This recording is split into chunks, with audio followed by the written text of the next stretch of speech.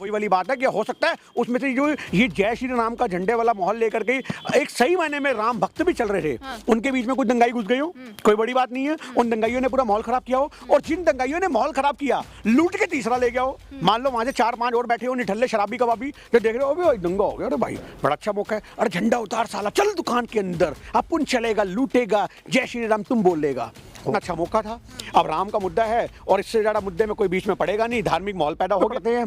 Google पे पढ़ते हैं राम जी की चुपाई एक पढ़ ली, उसको सुनाना शुरू कर दिया, वहां पे लोगों ने जय श्री राम जय श्री राम। अरे क्या मतलब है, उससे दोबारा पूछ ले तूने संस्कृत में क्या बोला जो तूने रील पे बनाया है, यूं हो जाएगा।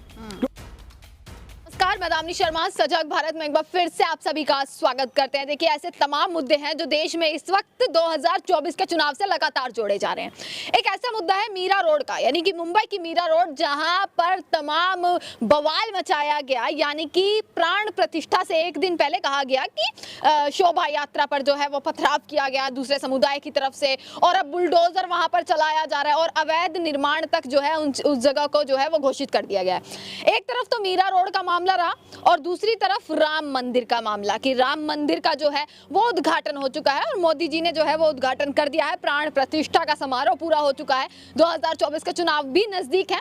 दोनों मुद्दों को एक साथ जो है एक दूसरे के संबंध में हम यहाँ पर आज रख सकते हैं। गिन्नी सानी हमारे साथ आज मौजूद है इस मुद्दे पर बातचीत करने के लिए, और इन्होंने पहले ही कहा था कि भैया मैं बड़ा खुलासा करने वाला हूँ मीरा रोड पर। तो क्या है वो ऐसा खुलासा, क्योंकि गिन्नी सानी क्या कहेंगे कि अगर हिंदुओं की यात्रा पर, हिंदुओं की शोभा यात्रा पर अगर पथराव किया जा रहा है तो वो क्या सही है गलत, आप उसको ये क्यों मान रहे हैं कि हाँ वो सही हुआ एकदम? देखिए, सबसे बड़ी बात यह है कि आपको इसकी तह तक जाना पड़ेगा कि ये मुद्दा कहां से कहां जोड़ा गया। सबसे बड़ी बात यह है कि मीरा रोड के ऊपर 5-7 मस्जिदें हैं, मुस्लिम एरिया है, मुस्लिम आबादी है। आप वहां से यात्रा निकालते हो और मस्जिद के बाहर आप बैठ करके तांडव करोगे तो आपको वो कौन करने देगा? आप वहां पे मॉल खराब करोगे, आप वहां पे घुस जाओगे, आप वहां की फोटोज लगाओ, आपको दिखेंगी कि हाथ में तलवारें भी हैं, यानी कि सब कुछ प्लान था। ये प्लान था, ये मेवात दूसरा करने का इरादा था। ये प्लान था कि हम वहीं से यात्रा निकालेंगे जहां पर मस्जिद है, जहां मुसलमानों के। हाँ बिल्कुल प्लान था, और उसके बीच में कई जो भाईचारे वाले एक्चुअल हिंदू होते हैं वो पिस जाते हैं, उनको तो पता ही नहीं था। ये राजनीतिक षड्यंत्र के तहत सारे काम किए जाते हैं। इसमें कुछ बंदे राजनीतिक होते हैं और कुछ सही मायने में सामाजिक है। जो सामाजिक है वो तो वहां से भग गए, आप उनसे पूछो ना। फिर जो एक्चुअल हिंदू हैं तो आप उनकी मस्जिद के बाहर बैठ के नाच करोगे, तांडव करोगे, वहां पे झंडे लगाने की कोशिश करोगे। क्या मंदिर रास्ता है ना, अगर उस रास्ते पर हम यात्रा लेकर जा रहे हैं, जय श्री राम बोलते हुए जा रहे हैं, तो उसमें क्या गलत होगा? हाँ, तो आप मस्जिद के बाहर खड़े ही हो जाओगे, अच्छा, आप नारी लगाने लग जाओगे, आप वहां पर बैठ करके उन्माद वगैरह करोगे, तो आज की डेट में उकसाओगे आप, तो आपको एक्शन का रिएक्शन मिलेगा। फिर उसके बाद जो एक दोबारा एक्शन होगा उसमें बुलडोजर चलेगा। तो इससे क्या पता लगता है कि सब कुछ प्लान था? ये सारी चीजें पहले से ही तैयार करके रखी तो उनके यहाँ चलाना जिन्होंने पथराव किया, जो उग्रवादी थे। ये आपको लगता है पत्थर फेंकने वाला उग्रवादी हो जाता है? पत्थर फेंकने वाला उग्रवादी होता है जो हाथ में तलवारें लेकर के मस्जिद के सामने नाच रहे, वो कौन है? फिर कौन है वो? क्या सबूत है कि हाथ में तलवारें ले रखी हैं? झंडे तो चलो सामने भी आए कि फोटो दूंगा, आप लगाओगे? आप में हिम्मत है? मैं फोटो देता हूँ, आप लगाना साथ में। और आप जो कह रहे हो, और आप उसके बाद लोगों की दुकानों पे पत्थर मार के उनकी दुकानें लूटोगे। तुम बदमाश थे, गुंडे थे, चोर थे, कौन थे? या राम जी के भक्त थे? आप मैडम एक बात याद रखिए, हाथ में झंडा पकड़ने से राम का और मुंह में राम का नाम लेने से आप हिंदू नहीं बन जाओगे। आपको सर्टिफिकेट नहीं मिल जाएगा कि आप हिंदू हो। आज आप लोगों को प्रवोक करोगे, आप लोगों को भड़काओगे। ठीक है, सामने वाले पक्ष को हम ये नहीं कहते कि उनकी कोई गलती नहीं है, हम ये नहीं कहते उन्होंने गाड़ियों पर पथराव किया, गलत किया, बट आपने उकसाया क्यों? क्या जरूरत है आपको मस्जिद के बाहर तांडव करने की? क्या जरूरत है? 100 करोड़ देश की आबादी हिंदुओं की है। क्या उनकी छत्तें, क्या उनके घर, या उनकी गाड़ियां, क्या उनकी गलियां कम हैं झंडे लगाने को? ये दिखाओ, अभी तक झंडे लगे पड़े हैं हमारी कॉलोनियों में। ये बगल में मस्जिद रही, हमारे यहाँ तो कोई कलेश नहीं हुआ। ये कलेश भड़काए जाते हैं, ये राजनीतिक कराया आपने। आप ये कह रहे हैं कि जानकर कलेश कराया गया? बिल्कुल कराया गया। आप क्या, मैं ओपन चैलेंज कर रहा हूँ, ये जान के किया गया है। ये जो काम किया गया, क्या फायदा सरकार को? इससे क्या फायदा होगा कि आपने धर्म के लोगों पर जो है वो पथराव करवा रही है? बिल्कुल सरकार को ये फायदा होगा, क्योंकि मुसलमान टारगेट होंगे। उनकी जो वहाँ पे कॉलोनी थी वो टारगेट करनी थी। वहाँ पे तो आपको पता होगा पहले भी कई बार तोड़ने के लिए नोटिस आए हैं, कुछ आए, लोगों ने परमिशन नहीं दी, लोग वहाँ पे बाहर निकल आते, सड़कों पे लेट जाते थे, प्रदर्शन करते थे कि हम टूटने नहीं देंगे। अब वही वाली बात है, कितना अच्छा मौका था। अब राम का मुद्दा है और इससे ज़्यादा मुद्दे में कोई बीच में पड़ेगा नहीं, धार्मिक माहौल पैदा हो गया, कोई आदमी आके लेट नहीं सकता कि मत तोड़ो।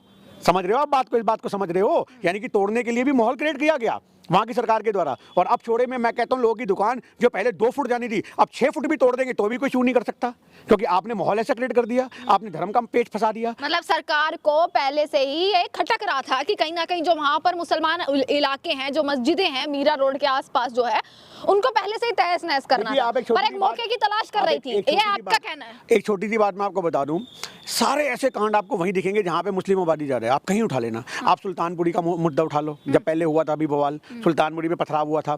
आप अभी मेवात का मुद्दा उठा लो, अभी आप ये मीरा रोड का मुद्दा उठा लो। ये तीनों कॉलोनियां ऐसी हैं जहाँ पे मुस्लिम आबादी बहुत ज़्यादा है। तो आप एक बात को याद रखो, हमारी कॉलोनी में मुसलमान रहते हैं, उनके अंदर तो कोई ऐसी भावना नहीं है। जहाँ पे इनकी कॉलोनियों की तादाद ज़्यादा है, तुम वहाँ से यात्रा निकालते हो जान करके, माहौल को प्रवोक करने के लिए, क्योंकि तुम्हें पता है कि वहाँ पे हम ऐसा माहौल क्रिएट करेंगे, उसके बाद वहाँ पे एक्शन का रिएक्शन लिया जाएगा, बुलडोजर चलाया जाएगा। यानी कि आपके मन की जो हुड़क होती है आप वो पैदा करते हो। आज की डेट में मुसलमान भी तो सम्मान कर सकते हैं ना उस यात्रा का, उस चीज से भड़कना क्यों था? तलवारों के आगे जाके आज हमारा नहीं मारा, हम सम्मान के लिए तैयार है। आओ जी मस्जिद के दरवाजे खोलते अंदर बैठ के नुमान चालीसा पढ़ लो। नहीं है नहीं, कैसी बातें कर रही हो आप। आज देश के माहौल में धर्मों को आपस में भिड़वा के लड़ाइयाँ की जाएंगी, उसका सम्मान होगा। सम्मान मुसलमानों ने किया ना भाईचारे का। आप कावड़ यात्रा पे जाओ, आपको यात्रा के अंदर कितने ज्यादा ऐसे मुसलमान भी दिखेंगे जो फूल भी बरसाते हैं, और कावड़ में आपको ऐसे भी दिखेंगे जो लंगर भी लगाते हैं। आप इस चीज को देखो ना, आप कितनी वीडियो भी निकाल लेना, आपको दिख जाएंगी। तो फिर तो आप ये कैसे कह सकते हो कि मुसलमान, बात मुसलमान या हिंदू की नहीं है, हर तरफ में कुछ ऐसे लोग होते हैं जिनको ये चीजों में चूल में मजा आता है, और उसके बाद इनकी जो सजा होती है वो आम जनता को भुगतनी पड़ती है। इतना बड़ा मुद्दा था तो हाईलाइट क्यों नहीं हुआ सर, ये बताइए। हाईलाइट क्यों नहीं हुआ? हाईलाइट हुआ है ना, हर जगह यूट्यूब पे हर जगह फैला पड़ा है। एक दो दिन इस मुद्दे को देखा ना कोई, उसके बाद ये चीजें सामने आई कि भाई कैसा माहौल है, किसी वहां पर पुलिस फोर्स को तैनात कर दिया बड़ा गया। अच्छा बहुत सवाल किया, क्योंकि हमारे पास भी ऐसी वीडियो आ गई जिसमें रियलिटी नजर आ रही है जी।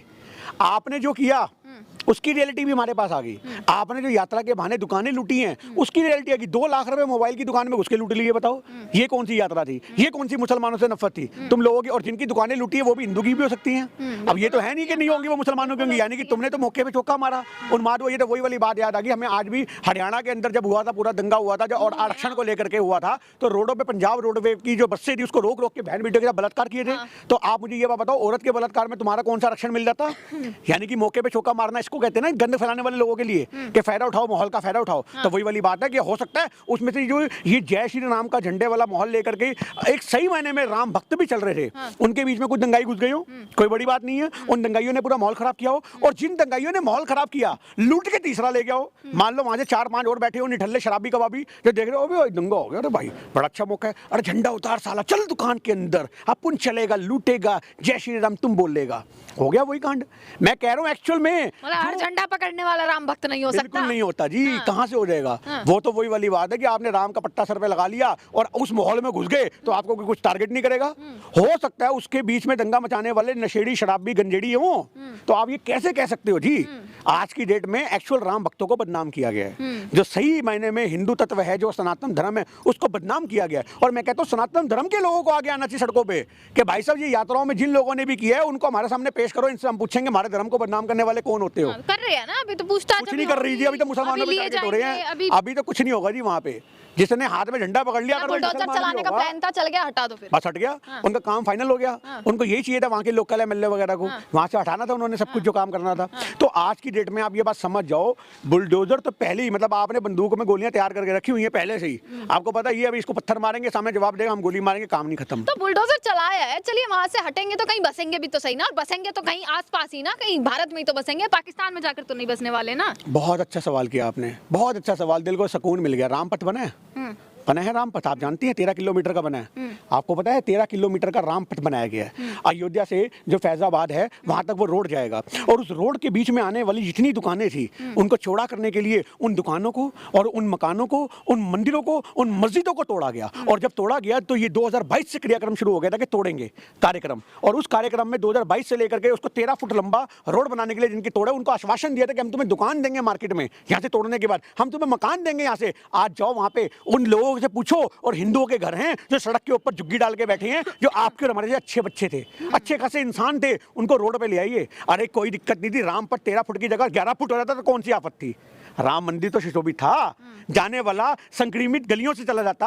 आज छोटी छोटी ये गुफाओं से लोग निकल जाते हैं भगवान के नाम पे। तो आप वैष्णो देवी का उदाहरण ले लो, अर्धकुंवारी का ले लो, आप देखो कितनी अर्धकुंवारी में जगह है, उसके बाद भी लोग अपने धर्म की आस्था में निकल जाते हैं। तो तुम अगर वो 13 फुट की जगह 11 फुट भी रहने देते तो लोगों के मकान ना टूटते, गरीबों की जो जिंदगी भर की कमाई थी वो ना टूटती। उसके बाद तुमने उन्हें लालच दिया कि हम तुम्हें देंगे, हम तुम्हें देंगे, तुम देंगे, मुआवजा देंगे, बैंगन नहीं मिला, वहां जाके लोगों से पूछो, आज भी भटक रहे 2 साल हो गए। एक बात तो आप भी देखिए, आपने भी मन में सोच ली होगी, ठान ली होगी भैया 22 तारीख का जो माहौल रहा कि देश की जनता किस तरीके से अगर श्री राम में आस्था रखती है तो उतनी ही आस्था देखिए हमारे देश के प्रधानमंत्री नरेंद्र मोदी में भी रखती है कि उनकी जो बातें कही गई थी कि आप 22 तारीख को इस तरीके से अपना पूरा कार्यक्रम करना, वो मानी है लोगों ने बकायदा। हमने आपसे कब मना किया कि मोदी जी की बात नहीं मानी जाएगी? आप एक कार्यक्रम को, धार्मिक कार्यक्रम को इतना बड़ा इवेंट बना दोगे तो लोगों के अंदर तो अपने आप अभी भी कह रहे हैं आप इवेंट था। इवेंट ही था और क्या था? कैसे इवेंट जब मीडिया में खबरें चल रही है तो वो इवेंट ही होता है। उससे पहले 2 दिन पहले मंदिर का उद्घाटन हुआ, लोगों को पता भी नहीं लगा कौन से मीडिया में। तो इसलिए ना देखिए राम मंदिर एक बड़ा मुद्दा था, जो लोग वहां तक नहीं पहुंच पाए वो देख सके उस चीज को। आपकी बात को मैं इसको क्लियर कर दूंगा। आप आस्था को मुद्दा मत बनाओ ना। जो आस्था होती है वो मुद्दा नहीं होता। आपके राम मंदिर मुद्दा कैसे हो गया? वो तो आस्था का केंद्र है। आप भी वहां नहीं जा पाए, हम भी वहां नहीं जा पाए, तो हमने भी उसका लाइव टीवी में ही देखा ना, मीडिया के सहारे ही तो देखा ना। बिल्कुल, मैं आपकी सारी बातों को बहुत अच्छे से बताता हूँ, बट आप लोगों को एक इवेंट के तौर पे वो चीजें नहीं कर सकते प्रस्तुत। लोगों की अपनी आस्था है। आप गली गली निमंत्रण तो बांट दिया आपने, चलो आपने गली गली, उसके बाद वहां पे जाने के लिए आपने लोगों की मनाही कर दी कि भैया स्पेशल बंदे आएंगे, वीआईपी लोग आएंगे, आम आदमी नहीं आएगा। फिर निमंत्रण काय को बांटे भाई? आपने गली गली निमंत्रण बांटे। उस निमंत्रण का मतलब अयोध्या आओ, इनके कार्यकर्ता गली गली अयोध्या आओ, ये चावल लो खीर बनाओ, ये चावल लो खीर बनाओ, अयोध्या यहाँ पीछे हड़ताल करो, चावल खीर के पैकेटों में। तो जरूरी था ना, क्योंकि अगर उस दिन सारी आम जनता को भी आने दिया जाता तो आप माहौल देख लीजिए। आपने अगली सुबह माहौल नहीं देखा क्या? किस तरीके से भीड़ उमड़ चुकी थी वहाँ। ये निमंत्रण क्यों? ये इवेंट था। जब आपको पता है, टीवी में लोग देख रहे हैं, लोगों की आस्था है, आपने वहां पे एक अनाउंसमेंट कर दी, दिए जलाओ, लोगों ने जलाए। आपने बोल दिया भैया बम जलाओ, लोगों ने जलाए। लोगों की आस्था है, लोग अपने आप करेंगे। लोगों ने रैलियां भी निकाली, लोगों ने प्रदर्शन कह रहा हूँ, जो एक यात्रा होती है वो भी करी। तो लोग तो पीछे नहीं हटे ना। तो पर आप उन चीजों के इवेंट की तरह से मैनेज करोगे, अपने कार्यकर्ताओं को काम पे लगा दोगे, तो वो क्या मतलब है? आप देखो इनकी यात्रा निकली, जितने भी लोगों ने, मोदी राम भक्त है तो राम जी की फोटो होनी चाहिए। की भाषा क्यों बोल रहे हैं? इंसान की भाषा है ये आपको लग रही है क्योंकि आप पत्रकारिता में इस कदर घुस चुकी हो कि आपको हर कोई कांग्रेसियों के रूप में लग तो रहा है कि हाँ भाई, जैसे उन्होंने भी निमंत्रण ठुकराया, बहुत बड़ा उन्होंने काम बिल्कुल किया। एक छोटी सी बात है कि आप, मैं जवाब भी आपको बड़ा सही दूंगा। आप कौन होते निमंत्रण देने वाले? वो तो राम की मर्जी है, वो आपको बुलाएगा नहीं बुलाएगा। जिनको निमंत्रण दिया वो भी नहीं पहुंच पाए कितने, तो ऐसे जिनको निमंत्रण दिया वो भी नहीं पहुंच पाए कितने। उसी दिन राहुल गांधी को जो है वो मंदिर जो है जाना था, जब उन्हें रोका गया और उन्हें वहां बाहर बैठकर उन्होंने प्रदर्शन। संविधान की कौन सी धारा में लिखा कि आप मंदिर उसी दिन नहीं जा सकते या किसी और दिन जाएंगे? मानते हैं यानी कि राहुल गांधी? नहीं, राहुल गांधी तो बिल्कुल मानते हैं। मैं एक छोटी सी बात कह रहा हूँ, कौन सी धारा में लिखा कि मंदिर जाने के लिए भाजपा की परमिशन लेनी पड़ेगी? स्वार्थी जगहों में मंदिर मस्जिद गुरुद्वारे में किसी की परमिशन की जरूरत है क्या?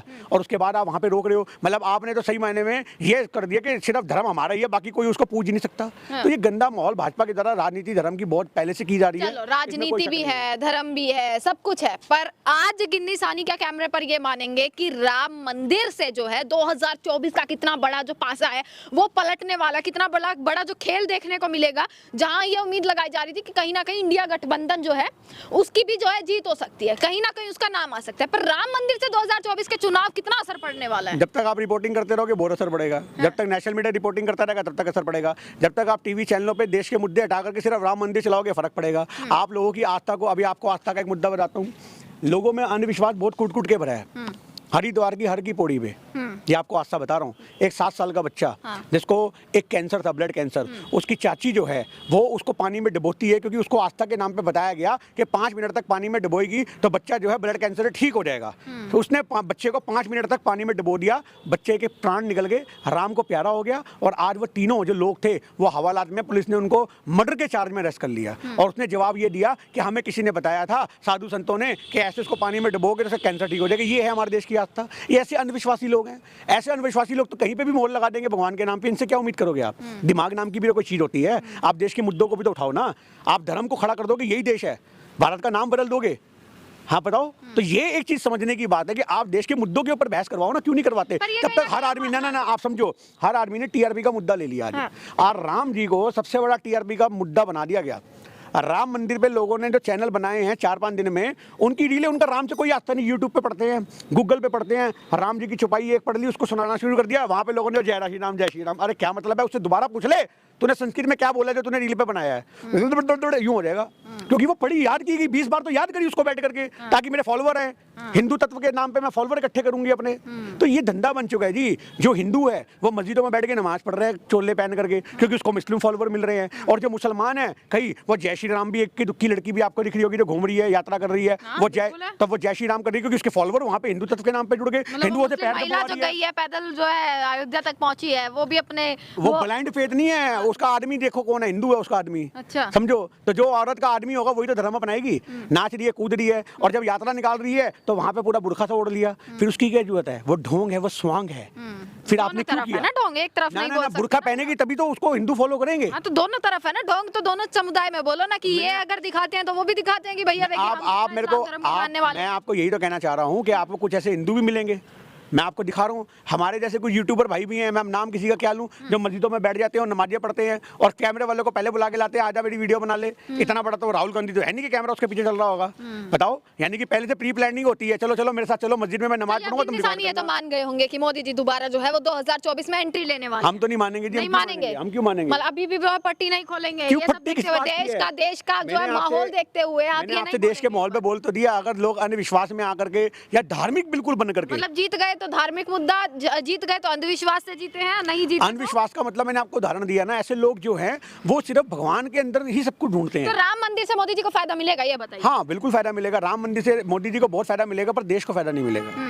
हाँ, राम मंदिर से मोदी जी को बहुत फायदा मिलेगा, पर देश को सिर्फ मुद्दों से फायदा गांधी को मिलेगा। अब की बार अपनी भारत न्याय यात्रा से कोई फायदा मिलेगा या ऐसे ही चले जा रहे हैं? क्योंकि दिखाई तो दे नहीं रहे हैं, मीडिया भी इतना कवर उन्हें कर पा नहीं रही है इस बार। देखिए, अभी तक राम मंदिर का मुद्दा बहुत बड़ा था ना। हाँ। सारे मीडिया, यूट्यूबर, हर जगह सोशल मीडिया पे राम के ही, इवन कांग्रेसी जो लोग थे वो भी राम जी की पोस्टर डाल देते, क्योंकि वो कोई राम विरोधी तो है नहीं एक्चुअल में, तो उनके घर में माता की जोत जलती है।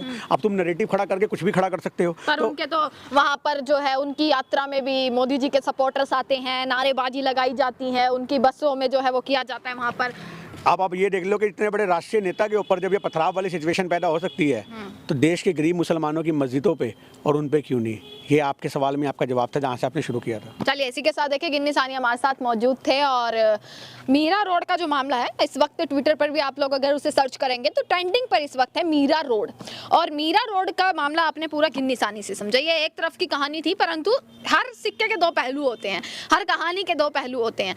एक तरफ तो कहा जा रहा है, ये कहा जा रहा है कि एक समुदाय ने, यानी कि मुस्लिम समुदाय ने हिंदुओं के घर पर जो है इस तरीके से हिंदुओं की यात्रा पर पथराव किया, गलती वहां बताई जा रही है। पर जिस प्रकार की वीडियोस और फोटोज सामने आ रही है उससे साफ साफ जाहिर होता है कि हाँ, गलत किया गया है एक समाज के साथ। जिस तरीके से झंडे लगाए जा रहे हैं मस्जिदों पर, ये तमाम जो फोटोज वायरल हो रही है, तमाम जो तस्वीरें आई हैं सामने, ये कहीं ना कहीं गलत जो है वो इस चीज को दर्शा रही हैं। इसी के साथ राम मंदिर और 2024 अब आपसी संबंध बन चुका है इन दोनों मुद्दों का। देखते रहिएगा सजग भारत। आपका बहुत बहुत शुक्रिया।